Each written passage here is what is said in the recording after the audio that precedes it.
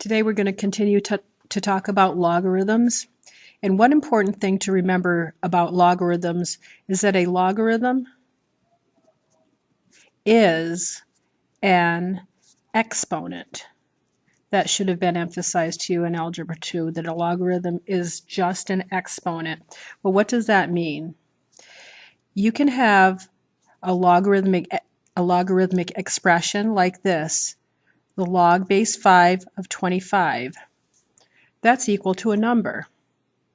And what this means is, since a log is an exponent, this expression means the exponent on the base 5 that's going to give us a 25 is what?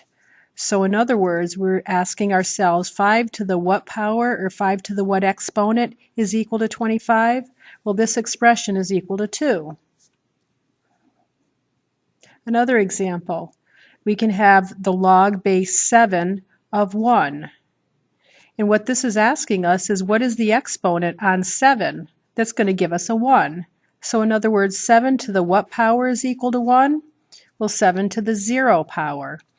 And right here you should see that no matter what the base is, whether it's 7 or 77 or 700, no matter what the base is, the log base anything, and I'll just put a b there, of 1 is always equal to 0, because b raised up to the 0 power, no matter what b is always equal to 1. Here's a couple other trickier examples. What about the log base a half of 4? What's that asking us? It's asking us that 1/2 to the what power, instead of using a question mark, I'll use an x, 1/2 to the what power is equal to 4. Well, from Algebra 2 and from what we talked about yesterday, we can rewrite 1/2 as 2 to the negative 1 raised up to the x power is equal to, 4 is just 2 squared. We want to get the bases the same. And then this is saying that 2 to the negative x is equal to 2 to the second power. And since the bases are the same, you can just say that negative x is equal to 2. So this implies that x is equal to negative 2. Another example, it's a little trickier. What is the log base 9 of 3? They're saying, well, what is 9 to the what power is equal to 3? That's the same answer as the log base 16 of 4, which is the same thing as the log base 25 of 5. And I'm sure you can see this pattern now. No matter what, if this is the square root of that, if the base is the squared value of the argument, then that value is 1/2. Because 25 to the 1/2 power is 5, 16 to the half power is 4. The 1/2 power means the square root of that. So those are just some of the a little trickier examples of logarithms. The next thing we're going to do is we're going to do a quick sketch of a log graph.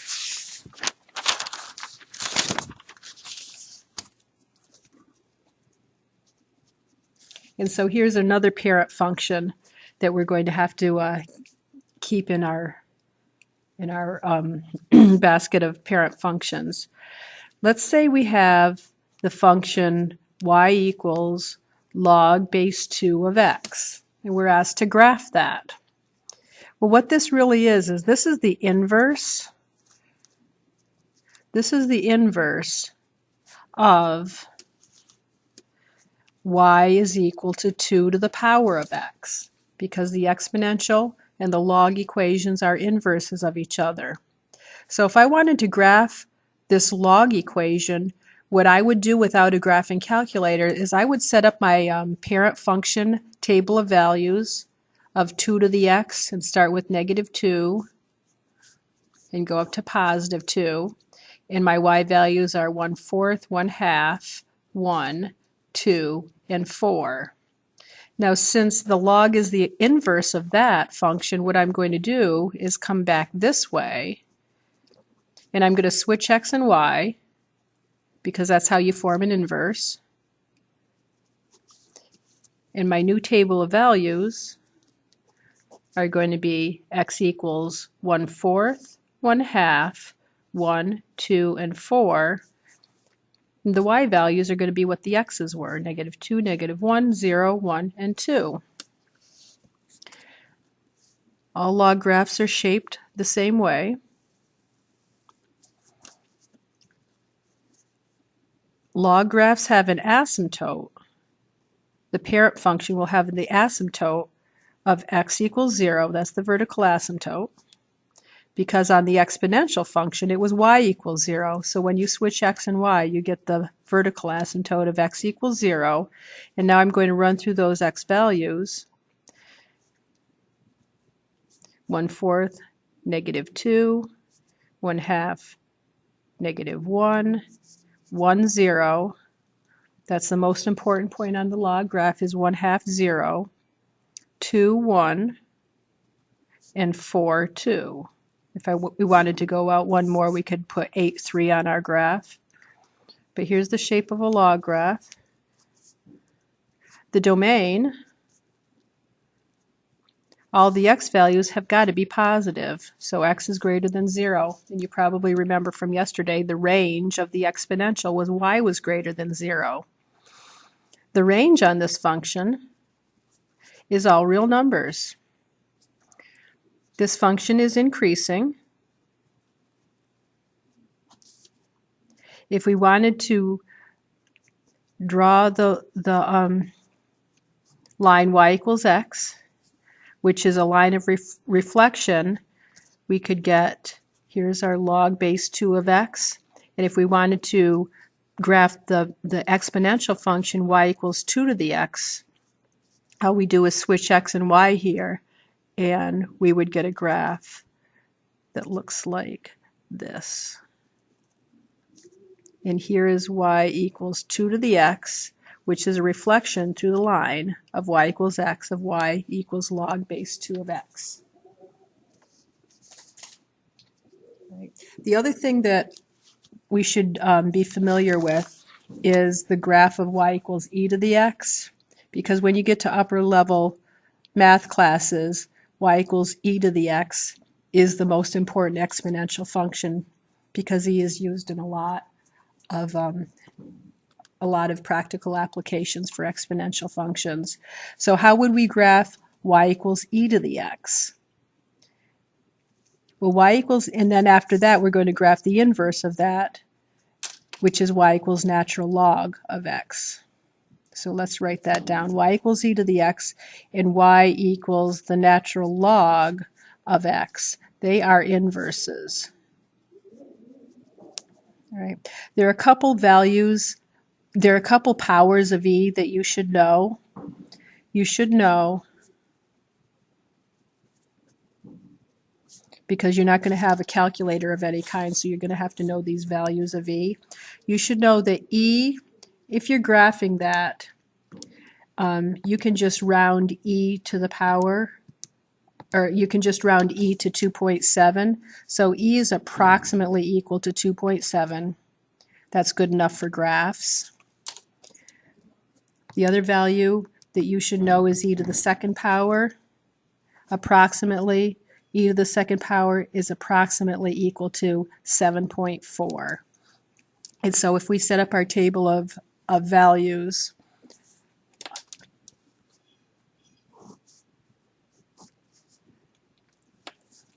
the x values go from -2 to 2. And this is 1 over 7.4. This is 1 over 2.7 approximately. 1, 2.7, and 7.4. This is the y equals e to the x table of values. And that's shaped like all of the other exponential functions. The major point is the y-intercept of 0, 1. 1, 2.7, and 2, 7.4. Of course, it's going off my graph like it always does. And then 1 over, that's about a third, and that's about equal to about an eighth. So here's your exponential graph, y equals e to the x. And if we wanted to dot our line of reflection, y equals x, if we wanted to know what the table of values for y equals natural log of x, all we're going to do is switch our x and y values on our original table, and we'll get those. Or we can take each one of these values right here and switch x and y and graph those. So our x values are 1 over 7.4, 1 over 2.7, 1, 2.7, and 7.4. And our y values go from -2 to 2.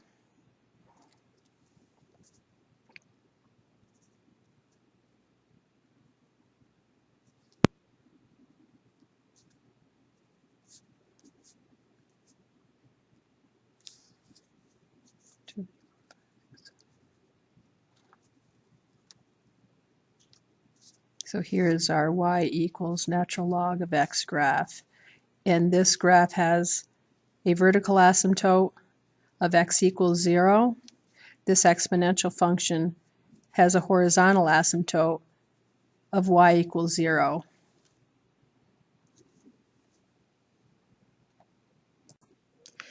Exponential and log functions can be transformed just like any other ones.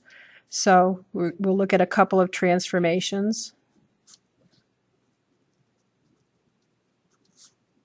of exponential and log graphs. Let's take a look at y is equal to e to the x plus 3. What if I had to graph that one? So what this is just a shift left of 3.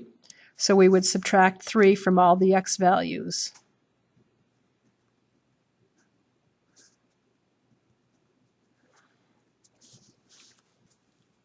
So from our parent function table of values, we just take away 3, so we get -5, -4, -3, -2, -1, and then the y values stay the same, 1 over 7.4, 1 over 2.7, 1, 2.7, and 7.4.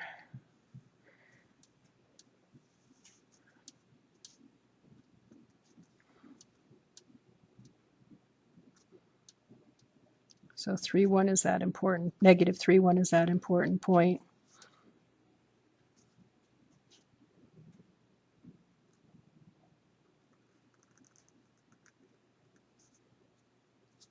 So there's a graph that shifted left, and the y-axis is not the vertical asymptote, even though it kind of looks like this. This is actually going to go through the y-axis eventually, but it does have a horizontal asymptote.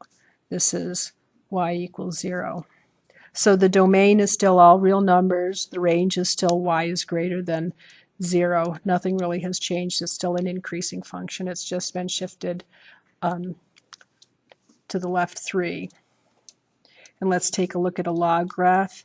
Let's do y equals the natural log of x, and let's just add 4 to that log graph. That means we're just moving it up 4, which means we add 4 to the y values. So we take our regular xy table of values for our natural log function, add 4, and we get 1 over 7.4, 1 over 2.7, 1, 2.7, and 7.4. And then this becomes 2, 3, 4, 5, and 6.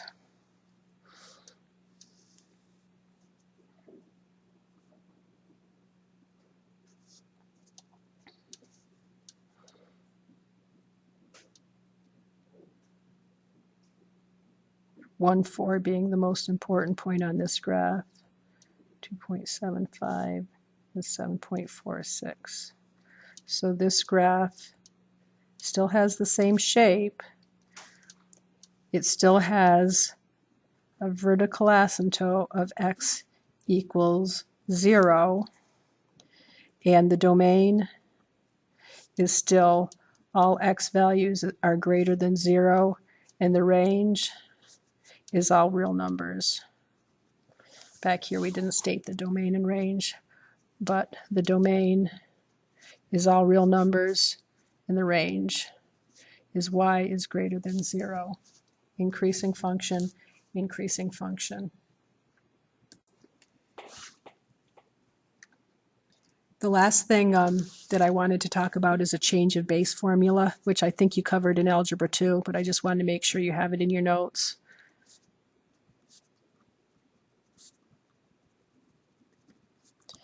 Change of base formula is, it goes like this.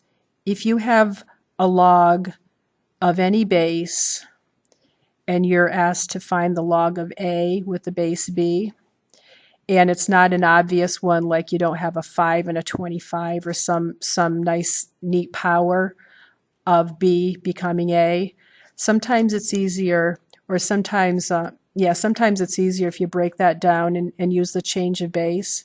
This is actually equal to the log of a divided by the log of b, and these logs can be any base at all.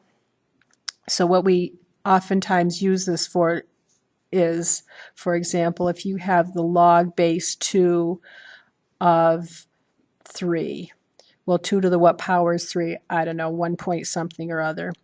And before the calculators could do log of any base, what you'd have to do is you'd have to use the log base 10 button on the calculator. So this is log base 10 of 3 divided by the log base 10 of 2, which is also the same thing as the natural log of 3 divided by the natural log of 2.